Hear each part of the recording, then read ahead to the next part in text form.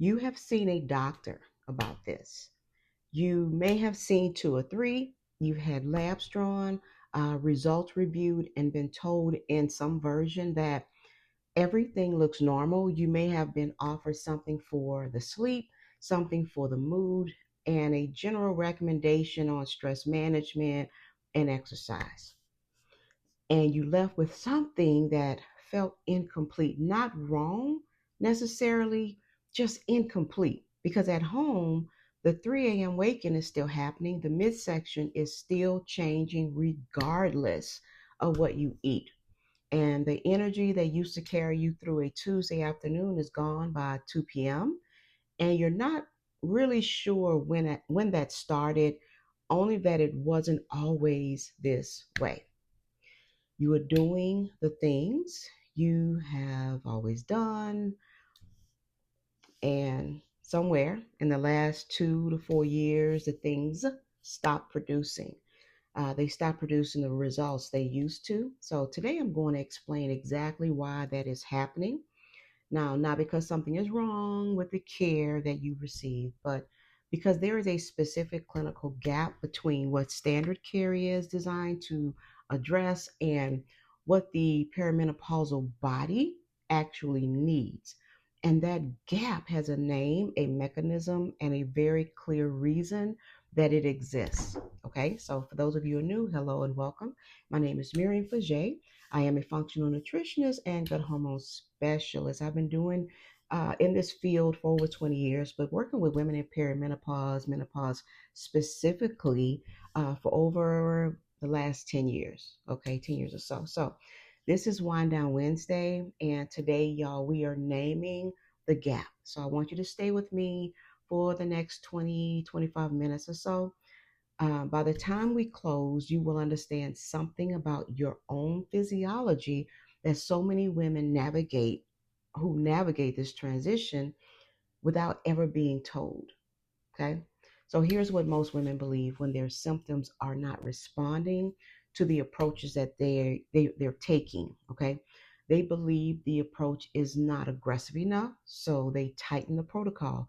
They add more restriction, more intensity, more supplementation, more discipline, or they believe something is wrong with them specifically, that their body is unusually resistant, that they need to work harder than other women to get results. Or they believe, and this is the one I see most often, that they simply have not found the right intervention yet. That if they keep searching, eventually something will click, right? Well, here's what's actually happening, okay? The gap is not in the intervention, the gap is in the sequence. Perimenopause disrupts three interconnected biological systems: your nervous system, your rhythmic function, and your capacity to receive nourishment at a cellular level. So, those three systems are not independent of each other, they are upstream and downstream of each other. So, what happens in the first determines what's possible in the second. What happens in the second determines what's possible in the third. Okay, so standard care in its current form is exceptionally well designed to address symptoms. It is not designed to address the upstream sequence that is producing those symptoms. And that is not a failure of the practitioners involved, okay? It is a structural gap in how perimenopause has historically been framed clinically. The result is that women receive interventions that are correct, genuinely correct, and those interventions produce limited results or no results at all because the biological terrain they're being applied to has not been prepared to receive them. So I want you to hold that for a moment before we go further. It is not your effort. It is not your discipline. It is not your body's stubbornness. It is the sequence. It is the sequence. So let me show you what I mean. I want to walk through three specific mechanisms today: what they are, why they matter, and why the sequence they follow is the thing that determines whether any intervention will hold, right? And that's what we want. We want the interventions to hold. So, mechanism one, what perimenopause actually disrupts? That is mechanism one. The framing that most women receive about perimenopause goes something like this: estrogen and progesterone decline, and that decline produces symptoms: hot flashes, mood shifts, sleep disruption, weight changes. The clinical response addresses those symptoms, often one at a time. That framing is accurate as far as it goes. The problem is where it stops. Estrogen does not function only as a reproductive hormone, it functions as a regulatory signal across multiple biological systems simultaneously. It is a natural moderator of the HPA axis, the feedback loop that governs your cortisol response. When estrogen is present, it buffers the stress signal. It helps your body return to baseline after a stressor. It prevents cortisol from staying elevated past the point where it has served its function. When estrogen begins to decline, that buffer disappears. Not gradually enough to feel like a transition, quickly enough that the nervous system is operating in a fundamentally different environment before most women have identified that a shift has occurred. Now, the SWAN study, the study of women's health across the nation, followed more than 3,000 women for 17 years and tracked precisely this. Overnight cortisol rises by approximately 25% in the perimenopausal transition, independent of lifestyle, independent of reported stress levels, independent of what a woman is or is not doing about it. 25% while she's asleep without a single additional stressor in her life, which means every system that depends on cortisol being regulated: sleep architecture, fat metabolism, immune function, cognitive clarity, emotional regulation, is now working inside a physiological environment where the primary moderating signal has been compromised. This is not a stress problem. This is not a self care deficit. This is a structural biological shift in how the nervous system is operating, and it is the first thing that has to be understood before anything else will make sense. Okay? Mechanism two. Why? Why the systems are downstream of each other. Once you understand that the nervous system is operating from an elevated cortisol baseline, the downstream effects begin to explain themselves. The second system perimenopause disrupts is what I call the rhythm axis, and it encompasses two things that are more connected than they initially appear: gut microbiome function and circadian rhythm. Now, here's why they are linked. The gut and the nervous system are in constant bidirectional communication via the vagus nerve and the enteric nervous system. When cortisol is chronically elevated, as it is in a nervous system running without estrogen's moderating influence, that signaling pathway is disrupted. The gut responds to sympathetic dominance as it would respond to any ongoing threat. It reduces the resources dedicated to functions that are not immediately essential for survival. Digestive efficiency drops. Gut microbiome diversity narrows, specifically Akkermansia muciniphila, a bacterial species that lives in the mucosal lining of the gut and plays a central role in triggering your body's natural GLP-1 production. Is depleted. It is depleted. So recent research has confirmed that acromantia is specifically reduced in perimenopausal and postmenopausal women. This is not incidental. It is mechanistically connected to the estrogen decline and the cortisol regulation, dysregulation that follows it. GLP-1 is the hormone that tells your brain you are full, that the meal was sufficient, that the body has what it needs. When acromantia is depleted, that signal weakens. Ghrelin, your hunger hormone rises simultaneously as estrogen falls. So you are now hit from both directions. The fullness signal is quieter and the hunger signal is louder. This is why meals that used to satisfy you no longer do. This is why the hunger in perimenopause can feel different. Sorry about my dog, y'all. More urgent, more persistent, less responsive to what you eat. RAND data from 2025 confirms that GLP-1 medication use is highest among perimenopausal women of any demographic group. Now, this is not a coincidence. The medication fills in the satiety signal that declining estrogen has suppressed. But here's the second half of the rhythm disruption, and this is the part that closes the loop. Cortisol is supposed to follow a diurnal curve. It should be highest in the early morning and decline steadily across the day, reaching its lowest point in the late evening so the body can shift into repair and restoration. That curve is one of the primary signals that sets your circadian rhythm. When cortisol is chronically elevated, when the shutoff mechanism has been compromised, that curve flattens. Cortisol doesn't drop the way it's supposed to in the evening. The body reads that as an ongoing threat. The nervous system does not shift out of sympathetic dominance. Sleep onset is delayed. Sleep architecture is disrupted, and specifically the 2 a.m. to 4 a.m. window when cortisol should be at or near its lowest.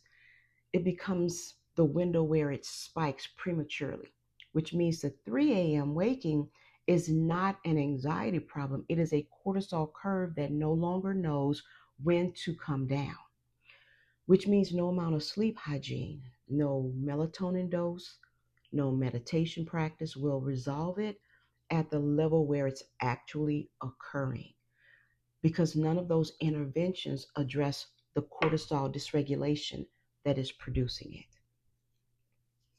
Now, mechanism three, why the sequence is the missing variable. Now we get to the part that explains why the interventions that you've been taking are correct and still not holding.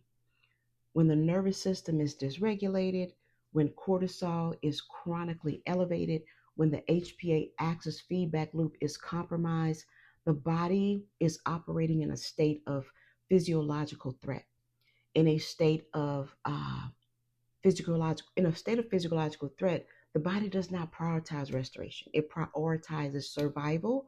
Resources are allocated to the functions that keep it alive right now, not the functions that support long-term optimization. This means that interventions applied to the rhythm system, gut restoration, circadian repair, microbiome work, are being applied to a terrain that is not in a state to receive them. The body is not rebuilding its gut lining when it believes it is under ongoing threat. It is not diversifying its microbiome. It is not optimizing circadian signaling. And interventions applied to the nourishment system, macronutrient adjustments, blood sugar management, caloric structure are being metabolized inside a hormonal environment dominated by cortisol, where the primary signal being sent to fat cells is hold on. Cortisol drives visceral fat storage as a survival mechanism. It signals the body to retain energy in the tissue most accessible for rapid mobilization. Now, this is not a malfunction, it is a very efficient biological response to a perceived ongoing threat, which means the nutritional intervention that would be highly effective for the insulin inflamed pattern, a reduced carbohydrate approach, for instance, actively worsens the cortisol wire pattern by spiking the cortisol response further. The same intervention that moves the needle for one archetype deepens the problem for another. And this is why the archetype matters. It's not a label, okay? Not as a label. as a clinical framework for understanding which system is driving your specific pattern, and therefore which axis needs to be addressed first and in what sequence before anything else will land. The gap that exists in standard care is not a gap in available interventions. There are excellent interventions for every part of this picture. The gap is the absence of a framework that sequences those interventions according to what the perimenopausal body actually needs, starting with the axis that makes all the others possible. I want to pause the mechanisms for a moment and I want to bring this into your actual experience because what I've just described is a set of biological events, and you are not living a set of biological events. You are living a Tuesday afternoon, a Wednesday morning, a Sunday night when you cannot fall asleep, even though you've been exhausted since 4 p.m. So, let me name some of what you may be experiencing right now. You wake between 2 and 4 a.m. with your mind already running, not from a nightmare, not from a sound. You simply surface. And then you're there, fully alert, watching the ceiling. You know that going back to sleep before the alarm is unlikely. You've noticed that your midsection has changed in the last 2 to 3 years in a way that feels unrelated to what you're eating. You may have tightened your diet. The change has continued regardless, though. Your energy follows a pattern that doesn't match the way it used to work. It crashes mid afternoon, sometimes before. You may have a second wind in the late evening that keeps you awake past the point where sleep would serve you. Your brain does something in perimenopause that is both specific and disorienting. Words go missing. You reach for something that has always been there, a name, a term, a word you've used 1,000 times, and it isn't where you left it.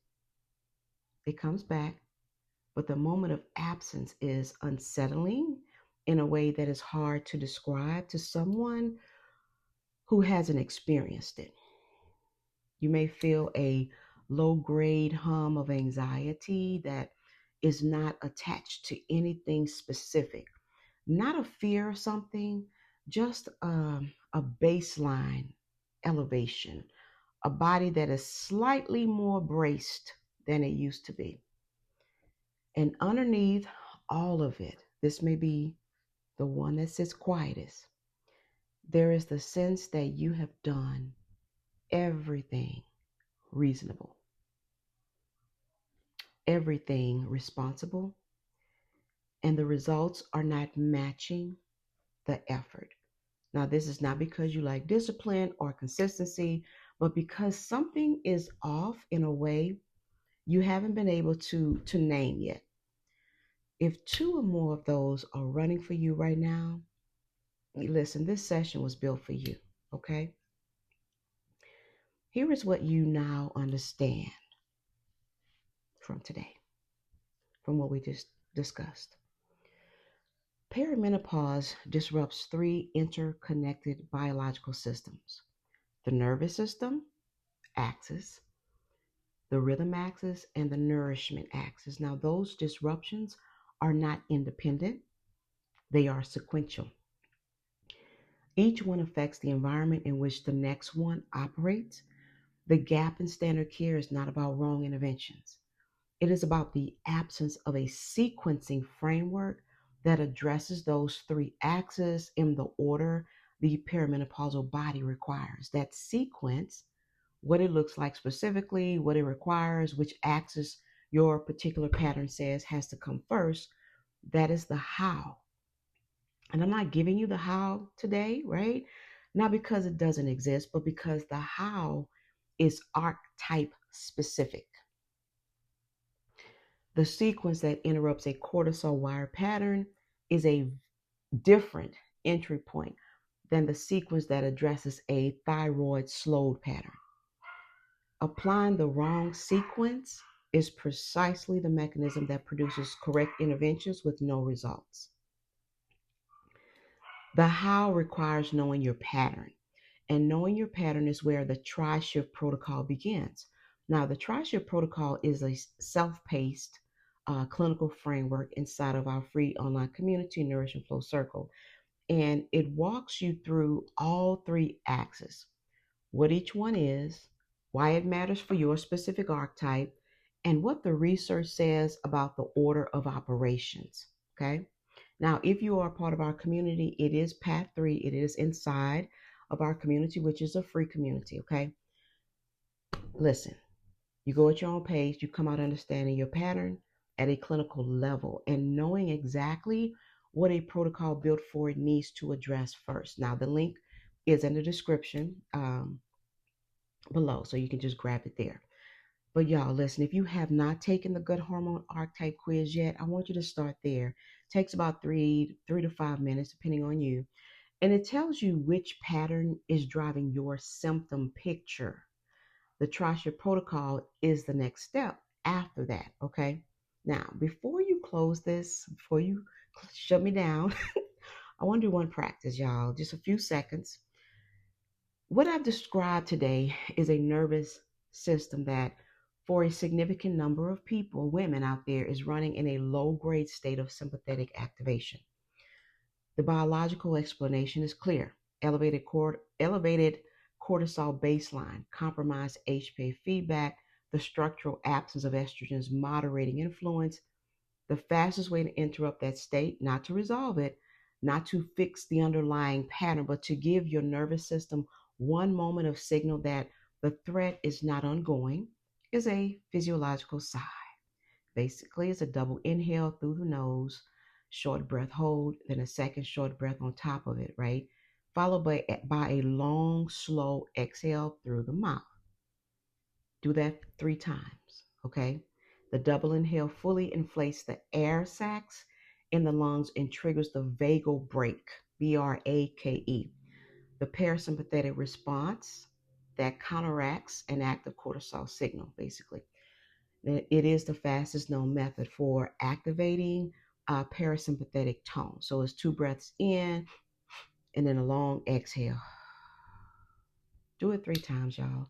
So that's Wind Down Wednesday for today. Next week, we go deeper into the first axis, the nervous system, specifically why this standard care response to HPA dysregulation addresses the output, but not the driver, and what the research says about what the cortisol wired pattern actually requires before anything downstream will hold.